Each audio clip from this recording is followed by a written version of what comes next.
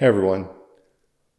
So this is not going to be a 3E third function install video, but what it's going to be is what you can expect, or maybe a tips and tricks for the John Deere third function for the 3E series tractors. Now this is the newer version. I'll say it's a 2019 3025E, and the 3025, 3032, 3038 are all identical from a frame and component perspective. The difference comes in the engine and whether they have emissions equipment on them. I'm really liking this tractor a lot so far. I haven't run into anything that I feel like I need a lot more power on. I don't use PTO implements very often, so I wouldn't pull a 6-foot bush hog with this one, but 5-foot I probably would, as long as it's not super heavy brush or things that are going to slow you way down. So that said, again, I'm going to try to give you a sense of what is involved on this install. Not going to show you any of the install steps. The instructions, as usual, are horrible, but they're good enough to tell you, which pipe to take off and which to put on. But I think hopefully by watching this, you're going to know what to expect. You will not have to redo anything because you'll have already seen some of it completed. And it'll just make it a little bit easier for you. Now, first thing I'm going to go through are what do you need to take off to get things out of the way. And I'll go over to those horrible instructions in just a minute and tell you why, show you why they're bad, but also why they're misleading in some cases. But first thing to do, I would say, is take off your side cover. I have it right here. This cover here, which goes inside there, it covers up the fuel filter, so it's in there. Take that off. Put this up here. This cowling here, which is really easy to take off. There's two little latches here, one on each side, and it comes right off. And then you will take the nut that's here, it's actually over there, the nut that's on here, and there are 4 bolts to take off to get to this point. Now you can take this off. I think it's pretty involved. I don't know. I didn't try because I was able to get the wire. This is one of the wires that's fished in without having to do that. It would certainly be easier to take that off. No, wait, it would be easier to do if that were off. I don't think it's overall easier to take that off. That's just, I haven't tried to take it off. So somebody, if you're out there saying, no, it's those 2 bolts, that's all you need to do, then I just missed that. Before I show you some bad instructions, I will say this is the box that it comes in.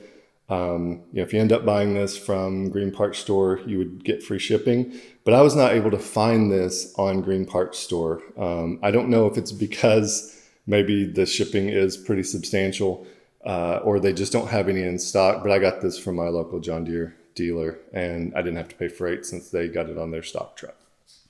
So let's go over to the instructions, before we get into some of the pieces. And let me show you, what is the best way to show you? So here, this is the kind of stuff that I'm talking about. Right? If you look, let's start with this. It says, route the solenoid harness under the cowl and connect to the ACC terminal. The note is, follow the label on the back of the key switch to correctly connect the ACC wiring terminals.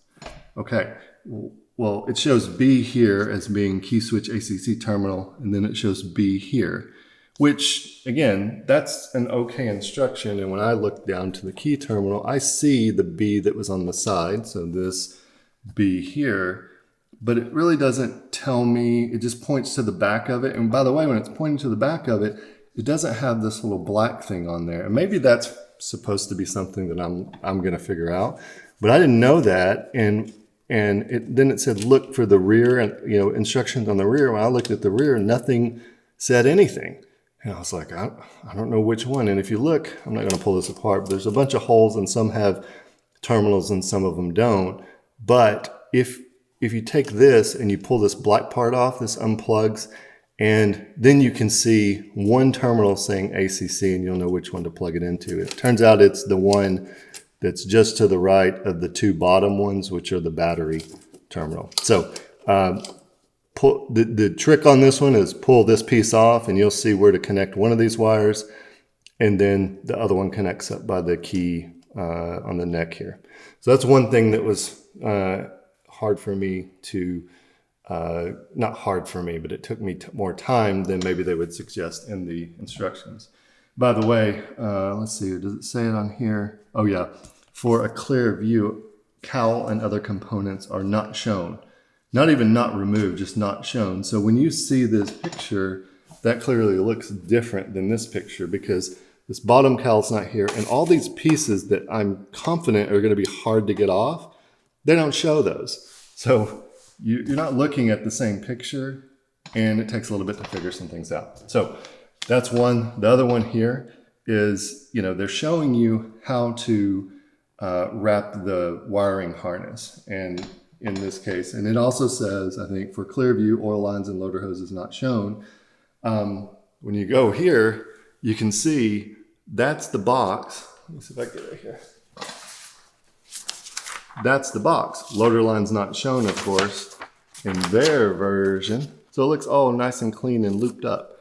Well, it's all tight in here, which is totally fine. It's just, when you're trying to follow those instructions, it's just not very nice for them. I guess they're trying to do, and say that, but like, I had to bend this around just a bit, and I've got mine looped up here. So that's another thing that was a little bit tougher. And I'll say, and you'll see when you get this wiring harness, if you have this one, it's got a bunch of ties. And so basically it ties here, it ties here, and then it follows this loader line here, goes down to the lower, and then connects to a ground that's back here. And then it goes back up here. And then, you got to fish it through here to get to there. It's not terribly bad. There's one hole. I can't show it to you probably. One hole in here, fish something straight through there. It's kind of a straight shot. And then you may have to use some tape or something to connect it and then get it back into that side. So that's something that took a little bit longer than I had expected.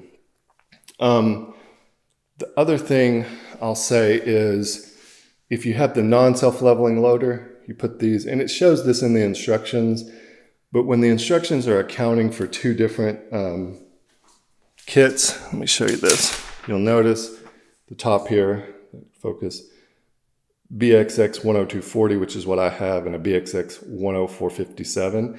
10457 is if you have the Power Beyond.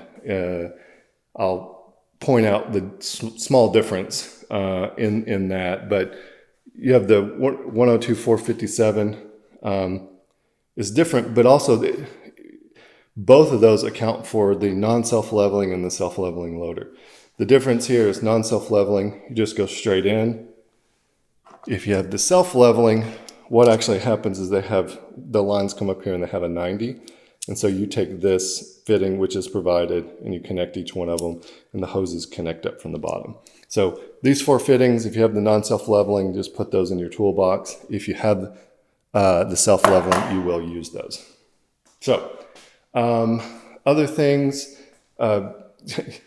this might seem obvious to 3 Series owners, but it wasn't necessarily obvious to me. When I got the kit, I had these 4 long lines, and there were already lines on here. And I was like, why?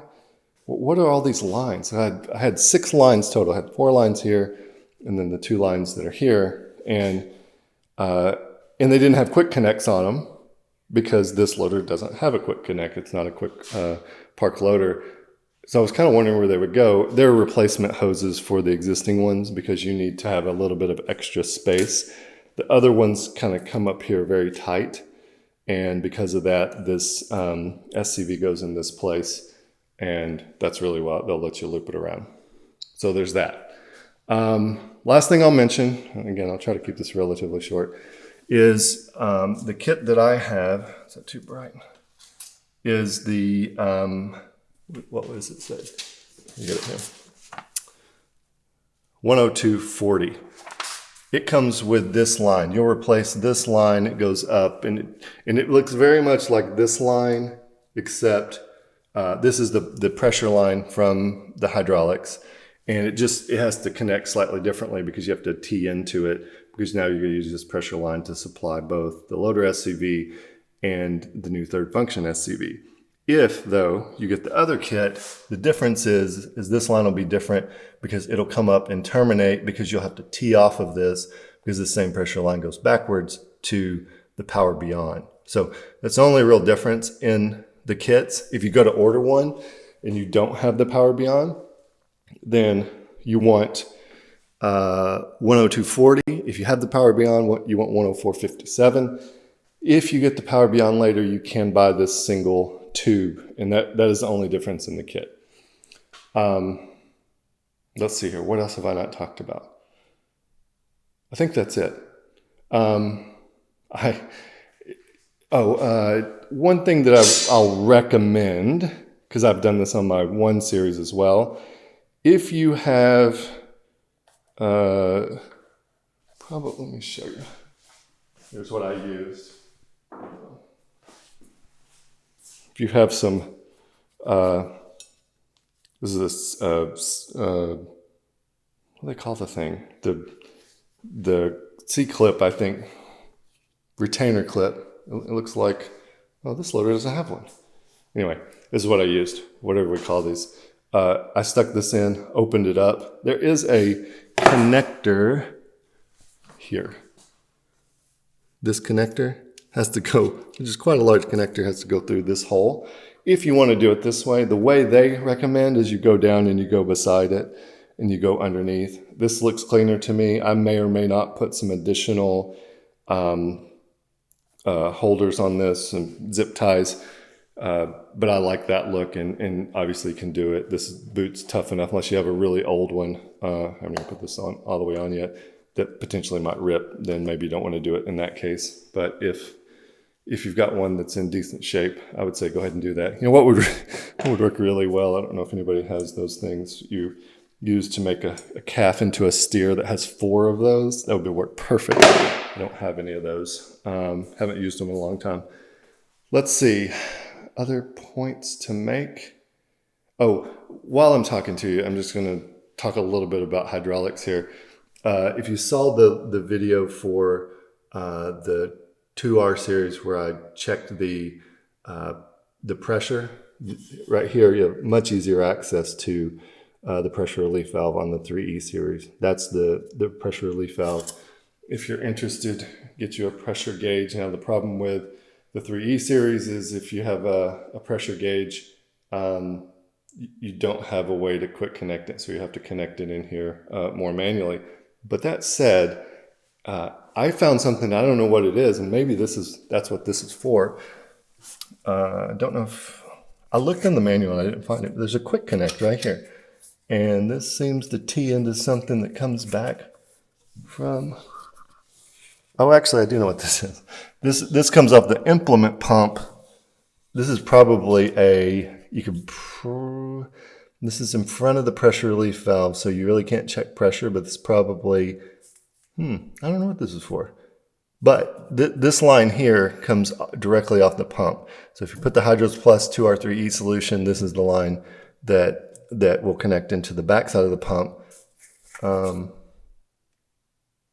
You could take, I have to play with this thing because my other tractor didn't have it, but you could take fluid directly from here. The challenge you'll have potentially is you do not have a pressure relief valve. So if you were to attach something to this that like deadheaded it or something, it would either shut off the tractor or potentially cause pump damage. So if some of you John Deere techs that might be watching this know what that's for, I'm sure the manual probably says, but I have not found it yet. I just took a quick cursory glance and did not see it listed. Of course, I didn't know what to look for, right? It's like a quick connect.